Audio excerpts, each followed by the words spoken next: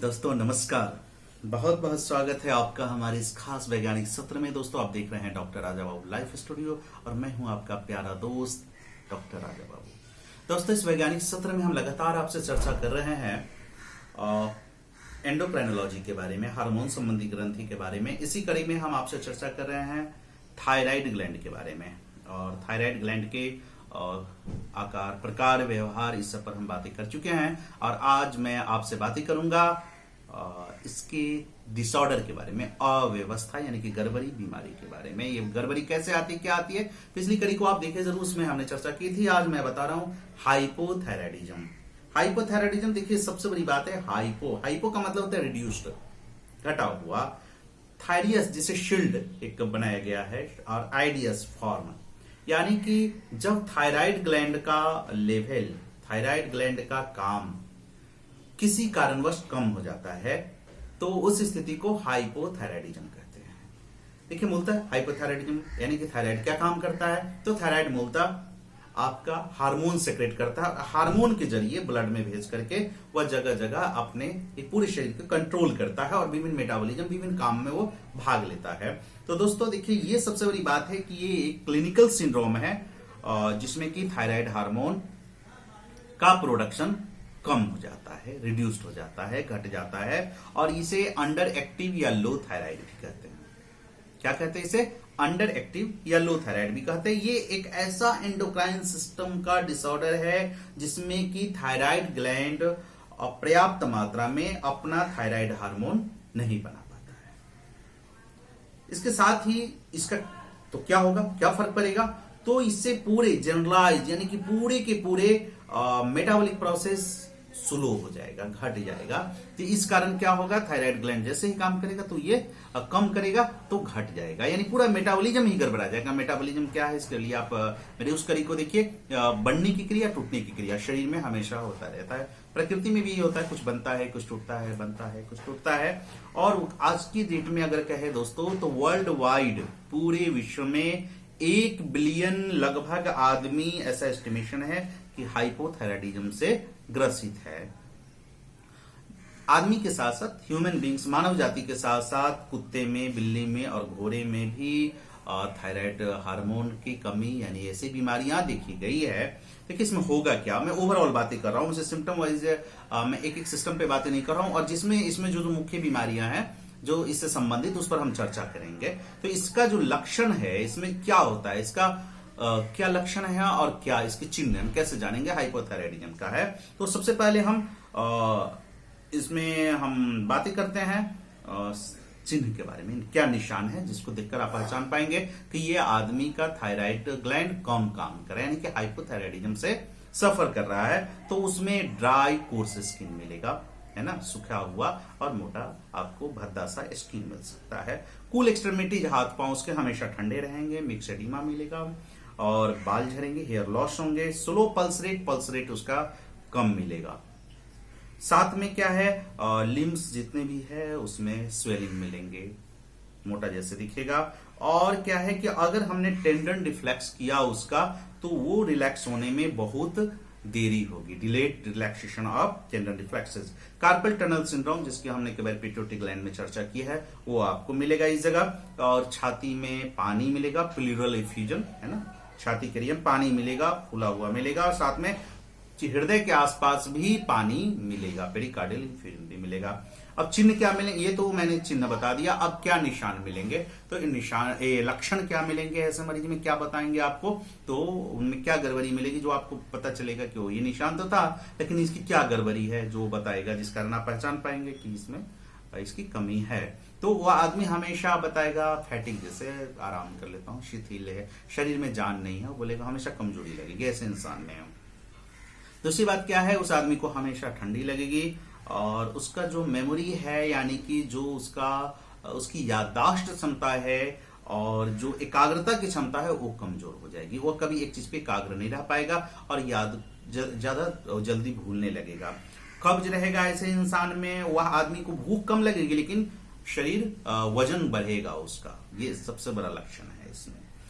सांस में भी कमी आएगी, वो चलेगा तो सांस जो है शॉर्टनेस ऑफ ब्रीदिंग यानी सांस दर में कमी आएगी, वो सांस उसका लगेगा कि बहुत तेजी से ले रहा हूँ, बहुत सही से नहीं ले पा रहा हूँ। साथ में अगर उसकी आवाज घोड़े की तरह हॉर्स वॉइस, कोर्स वॉइस को मोटा आवाज, अगर लड़की है लड़का है तो उसकी आवाज ज्यादा आपको मोटी लगेगी। साथ में महिला है तो उसमें माहवारी बहुत ज्यादा होगा, ये एक लक्षण है जिस तरफ जा सकते हैं। साथ में उसके शरीर में हमेशा ये लगेगा कि कुछ चीजें चल रहा है, अबनॉर्मल सेंसेशन जिसे बोलते हैं, कुछ ऐसी अनुभूति होती है कि कुछ चल रहा है, कुछ छू रहा है, ये एबनॉर्मल सेंसेशन उसको हमेशा होगा। साथ में वह सुनने में उसको कमी आएगी, पुअर हियरिंग होगा। तो ये चीजें आपको सामान्यता मिलता है। साथ में देखिए सबसे इंपॉर्टेंट बातें जो इसमें है, जो कैरेक्टरिस्टिक साइन जिसे बोलते हैं, इसका ये है कि हार्मोन में वो डिलेड रिलैक्सेशन, बहुत देरी से, हाइपोथायराइडिज्म का सबसे बड़ा है कि डिलेड रिलैक्सेशन होता है। टेंडन अगर रिफ्लेक्स दिया हमने कुछ तो रिलैक्स धीरे धीरे बहुत धीरे से करेगा, ये चीजें है। साथ में अगर ड्यूरेशन पर, हाइपोथायराइडिज्म की सिवियरिटी पर भी निर्भर करता है। अब सबसे बड़ी बात है इसका कारण क्या है, आखिर कहेंगे इतने चिन्ह इतने कारण मिलेंगे और थायराइड ग्लैंड अगर कम प्रोड्यूस करेगा तो क्या कारण है। देखिए कारण को हम लोग 3 भाग में बांटते हैं, primary hypothyroidism, secondary hypothyroidism and tertiary hypothyroidism. Primary hypothyroidism में क्या होता है कि ग्लैंड जो है ना, थायराइड ग्लैंड, वह पर्याप्त मात्रा में काम नहीं करेगा, इनएडिक्वेट function of the thyroid gland सही से काम नहीं करेगा। दूसरा है कि सेकेंडरी हाइपोथायराइडिज्म में क्या होता है कि जो थायराइड स्टिमुलेटिंग हार्मोन जो कि हाइपोथैलेमस से चलता है ना, तो वो जो है आपको कम माने कि वहां से थायराइड स्टिमुलेटिंग हार्मोन का सेक्रेशन ज्यादा नहीं होगा, जिस कारण ये हार्मोन ज्यादा नहीं बना पाएगा, सूचना ज्यादा नहीं मिलेगी, तो ये दिक्कतें आएंगे। तीसरा में है टर्शियरी हाइपोथायराइडिज्म। टर्शियरी हाइपोथायराइडिज्म में 2 कारण होता है, या तो हाइपोथैलेमस जो है वहां थायरोट्रोपिन रिलीजिंग हार्मोन, आप मेटाबॉलिज्म हमने बताया था, रेगुलेशन याद कीजिएगा कि हाइपोथैलेमस जो है वह थायरोट्रोपिन रिलीजिंग हार्मोन भेजता है पिट्यूटरी ग्लैंड को, पिट्यूटरी ग्लैंड यहां से थायराइड स्टिमुलेटिंग हार्मोन भेजता है किसको, थायराइड ग्लैंड को। तो ये क्या करता है, यहां से फिर शरीर पे अपना हार्मोन निकालता है। तो टर्शियरी हाइपोथायराइडिज्म में क्या होता है, थायरोट्रोपिन रिलीजिंग हार्मोन है या जो फैक्टर है उसका सेक्रेशन पर्याप्त नहीं होगा, वो बनेगा नहीं, रिलीज नहीं करेगा। दूसरा क्या है, हाइपोथैलेमस से नहीं निकला। दूसरा क्या है कि हमारा पिट्यूटरी ग्लैंड से भी नहीं निकला, तो टर्शियरी ये है। तीसरा सबसे अहम कारण है कि आप लोगों को बताया हमने कि जो थायराइड ग्लैंड जो अपना मटेरियल बनाता है वो आयोडीन उसका रॉ मटेरियल है। आयोडीन जो हम लेते हैं उस आयोडीन को ये क्या करता है, आयोडीन से टेट्राहाइड्रोथैलिन बनाता है और टेट्रा से जाकर के ट्राई बनाता है कुछ, और बाकी पेरिफेरल टिश्यू में जाकर ट्राईहाइड्रोथैलिन बनता है। ओके, तो यहां क्या है कि आयोडीन की कमी होगी।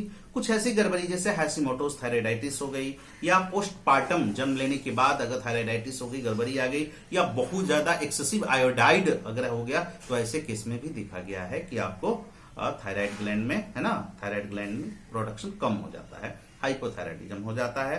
अब इसको जांचेंगे कैसे, तो देखिए जांचना बहुत इंपॉर्टेंट है, क्लिनिकल ट्रायल है, इसको समझना बहुत जरूरी है। अगर आपके पास जांच रिपोर्ट आता है तो, क्योंकि सब लोग इसको जानते हैं, ध्यान रखिएगा। ब्लड से जांचते हैं और टीएसएच और T4 को जांचते हैं।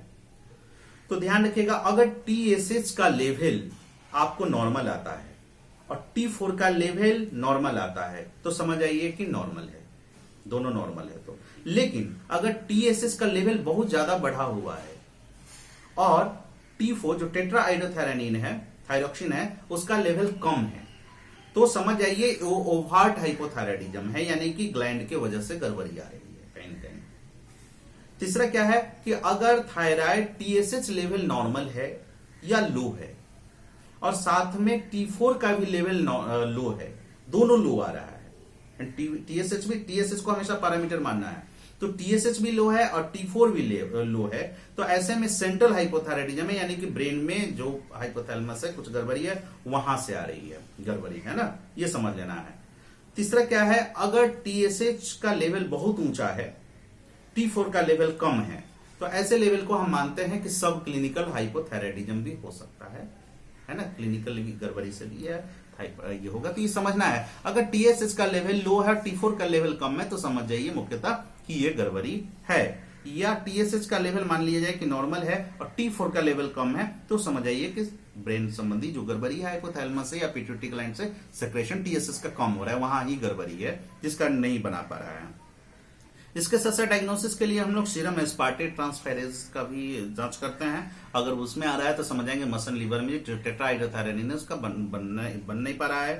साथ में अगर lactate dehydrogenase and creatine kinase का भी जांच करते हैं, अगर उसमें आ रहा है तो समझ जाएंगे कि मायोपैथी है, अगर उसमें कमी आ रही है तो। साथ में हम हाइपोकोलेस्ट्रीमिया, अगर हाइपर कोलेस्ट्रीमिया, अगर कोलेस्ट्रॉल का लेवल बढ़ा हुआ मिलता है तो समझेंगे थायराइड में गड़बड़ी है।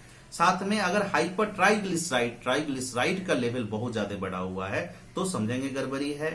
जैसे इसके साथ ही सोडियम की कमी है, अगर हाइपोनेट्रेमिया है तो समझेंगे ये गड़बड़ी हो सकती है। खून की कमी में भी, खास करके ऐसी खून की कमी जिसमें कि आरबीसी का साइज नॉर्मल रहता है ना, लेकिन हीमोग्लोबिन कम रहता है, या सेल का ही साइज जो है नॉर्मल माने दोनों कम हो जाता है, तो ऐसे केस के एनीमिया में भी आपको किट मिली। साथ में ईसीजी आप करेंगे, ईसीजी में आपको साइनस ब्रैडीकार्डिया जनरली हाइपोथायराइडिज्म के केस में मिलता है। छाती का अगर आप रेडियोग्राफ करते हैं तो इसमें आपको कार्डियक शैडो मिलेगा, यानी कि छाती थोड़ा सा हृदय जो है चेस्ट रेडियोग्राफ में हार्ट जो है वह उसका शैडो बड़ा सा मिलेगा, यानी कि वो इनलार्ज्ड मिलेगा हार्ट आपको। ऐसे केस में हार्ट का लेवल बढ़ जाता है, माने कि साइज बढ़ जाता है। तो ये सब तरीके से जांच सकते हैं। मुख्यतः मेन बातें हमने बताई है आपको इसके बारे में। अब बातें आती है कि ट्रीटमेंट कैसे करेंगे। अगर डायग्नोस हो जाता है हमारा कि हाँ T4 लेवल बहुत कम है, T3 T4 लेवल कम है, TSH बहुत ज्यादा है ना, या नॉर्मल है, ऐसे केस में अगर आ जाते हैं तो साफ है हमें कहीं ना कहीं ये आयोडीन की कमी है जिस कारण नहीं बना पा रहा है। तो हम सप्लीमेंट के तौर पर इसे 2016 में लिवोथायरॉक्सिन आइसोलेट किया गया था, लिवोथायरॉक्सिन को बनाया गया था, जिसे लिवोथायरॉक्सिन या एल थायरिन से बनाते हैं। और देखिए इसका गोल जो सबसे बड़ी चीज है ना, गोल इसका ये है कि आपको नॉर्मल करना है TSH level. TSH level normal होगा तो प्रोडक्शन सही होगा। तो टीएसएच लेवल नॉर्मल करने के लिए एल थायरॉक्सिन, लिवोथायरॉक्सिन, जिसे 2016 में आकर के इसे सिंथेसाइज किया गया, तो इसका हमने पिछली बार चर्चा किया था, हम इसका उपयोग करेंगे। और आप लोगों से गुजारिश है स्वतः आप दवा नहीं ले, डायग्नोसिस कम से कम डॉक्टर के अधीनस्थ होने दे। डॉक्टर आपको डायग्नोस कर पाएंगे, एंडोक्राइनोलॉजिस्ट कर पाएंगे। ये सामान्य जानकारी है जो मैं आप लोगों तक पहुंचाने की कोशिश कर रहा हूं। मैं बहुत बड़ा विद्वान नहीं हूं, बस ये सामान्य जानकारी जो कहीं से मुझे उपलब्ध है मैं आपके पास रख रहा हूं। ऐसा नहीं कि सोचेंगे डॉक्टर राजाऊ ने कह दिया तो हम भी ऐसा उपयोग करें। बस इसी के साथ आप देखते रहिए हमारे डॉक्टर राजाऊ लाइफ स्टूडियो। फिर मिलेंगे हमसे आपसे अगले कड़ी में। फिलहाल दीजिए डॉक्टर राजाऊ को अलविदा। तब तक नमस्कार।